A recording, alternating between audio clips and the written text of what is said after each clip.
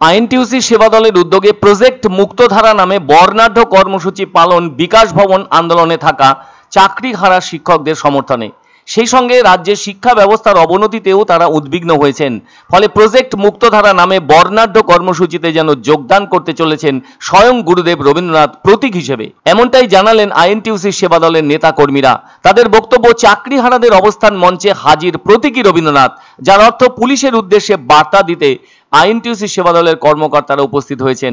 অন্যদিকে চাকরিহারা শিক্ষকরা সরকারের উদ্দেশ্যে বার্তা দিলেন, সরকারকে অবিলম্বে যোগ্যদের তালিকা প্রকাশ করতে হবে আর টাকা দিয়ে চাকরি পাওয়াদের অযোগ্য হিসাবে চিহ্নিত করতে হবে। যারা ওই টাকা নিয়েছেন তাদের বিরুদ্ধেও ব্যবস্থা গ্রহণ করতে হবে। এই সব দাবির বিষয় সামনে এনে বৃহস্পতিবারও কঠিন কাণ্ড ঘটে যায় সল্ট লেকের বিকাশ ভবনের একেবারে সামনে। কেননা বিকাশ ভবন অভিযানের নামে চাকরিহারা যোগ্য শিক্ষকদের অধিকার মঞ্চ ওই দিনই সন্ধ্যায় বিকাশ ভবনের কর্মীদের বাড়ি যেতে না দিয়ে ঘেরাও করা এবং এমন ঘটনায় উত্তেজনা বেড়ে যাওয়া, ফলে সেদিন পুলিশও তাদের উপর চড়াও হয়েছিল বলে অভিযোগ উঠেছে নানা দিক থেকে। সেদিনের পর শুক্রবারও ওখানকার পরিবেশ ছিল থমথমে, আবার চাপা ক্ষোভ তো আছেই। এদিকে শনিবার অভিনব প্রতিবাদ লক্ষ্য করা গেল বিকাশ ভবনের সামনে চাকরিহারা শিক্ষকদের সমর্থনে। এদের একদম পাশে দাঁড়ালেন আইএনটিইউসি সেবা দল। এদিন তারা মিছিল করে এসে বিকাশ ভবনের সামনে চাকরিহারা শিক্ষক শিক্ষিকাদের আন্দোলন মঞ্চে জমায়েত হন। আইএনটিইউসি সেবা দলের এক কর্মী রবীন্দ্রনাথের বেশে গোলাপ ফুল হাতে নিয়ে দাঁড়ান পুলিশ অফিসারদের সামনে। পুলিশ অফিসারদের হাতে গোলাপ ফুল দিতে গেলে তারা সেই ফুল নিতে অস্বীকার করেন বলে অভিযোগ। আর অবস্থান মঞ্চে প্রতীকী রবীন্দ্রনাথ ঠাকুরকে দেখে সকলে সেলফি নিতে শুরু করেন। এমনকি ওখানে উপস্থিত থাকা শিক্ষক শিক্ষিকারাও প্রতীকী রবীন্দ্রনাথ ঠাকুরের সঙ্গে সেলফি নেন।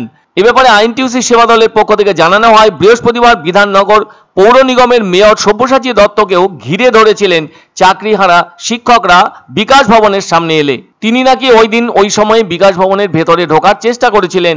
তখন চাকরিহারা শিক্ষকদের সাথে ওই মেয়রের বচসা হয়েছিল। আবার মেয়র সব্যসাচী দত্তর গাড়ির সামনেও শুয়ে পড়েছিলেন চাকরিহারা শিক্ষকদের অনেকে। তবে সেদিন আন্দোলন চরমে উঠেছিল, আর সেই আন্দোলনের ঝাঁজ কমাতে পুলিশ দারুণভাবে চড়াও হয়েছিল বলে অভিযোগ। আবার আন্দোলনরত চাকরিহারা শিক্ষকরা তাদের আন্দোলনকে আরো তীব্র করার ডাক দিয়েছিলেন। তাদের দাবি পূরণ না হওয়া পর্যন্ত আন্দোলন চালিয়ে যাবেন তারা। এমন আবহে এদিন ওই সব চাকরিহারা শিক্ষকদের আন্দোলন মঞ্চে পৌঁছলেন আইএনটিইউসি সেবা দলের উদ্যোগে প্রতীকী রবীন্দ্রনাথ। এদিন অবশ্য এমন অভিনব ঘটনা প্রত্যক্ষ করে অনেকেই অবাক হয়ে যান। ফলে সংবাদ মাধ্যমের প্রতিনিধিরাও এগিয়ে আসেন তাদের ওই কর্মসূচির উদ্দেশ্য সম্পর্কে জানতে। চাকরিহারা শিক্ষকদের ওপর পুলিশের ওই রকম আচরণের খুব কি প্রয়োজন ছিল? এই প্রশ্নের উত্তরে প্রতীকী রবীন্দ্রনাথ বললেন, তাদের সাথে ওই ধরনের আচরণ করা মানেই শিক্ষাকেই অপমান করা, আর পুলিশ সেটাই করেছে বলে মন্তব্য প্রতীকী রবীন্দ্রনাথের। সেজন্য তারা তাদের দলের পক্ষ থেকে পুলিশের কার্যকলাপের প্রতিবাদ জানাতে এবং শিক্ষকদের আন্দোলনের পাশে থাকার বার্তা দিতে এখানে এসেছেন। সেবা দলের আরো বক্তব্য, বাংলা মানেই শান্তি ও সম্প্রীতির জায়গা। সেই বার্তা পুলিশকে আরো একবার মনে করিয়ে দেওয়ার জন্য এদিন এখানে উপস্থিত হন আইএনটিইউসি সেবা দলের কর্মীরা। যারা যেটা চাইছে সবার ভালো হোক, আমি কার কোনো বলবো, আমি শিল্পী হিসেবে বলবো সবার ভালো হোক, সবার জয় হোক। টিচার শিক্ষকদেরকে মেরেছেন, ওটা ভদ্র কাজ, বীর পুরুষের কাজ ছিল, কিন্তু আমরা যে রবীন্দ্রনাথ ঠাকুরকে নিয়ে এসেছি ওটা কাপুরুষের কাজ বলে ওনারা নেবেন না। না নিচ্ছে না, বলছেন ভদ্র করে কথা বলুন। আমরা বলছি ফুলটা নিয়ে, ওনারা বলছেন ভদ্র করে কথা বলুন। বাহ।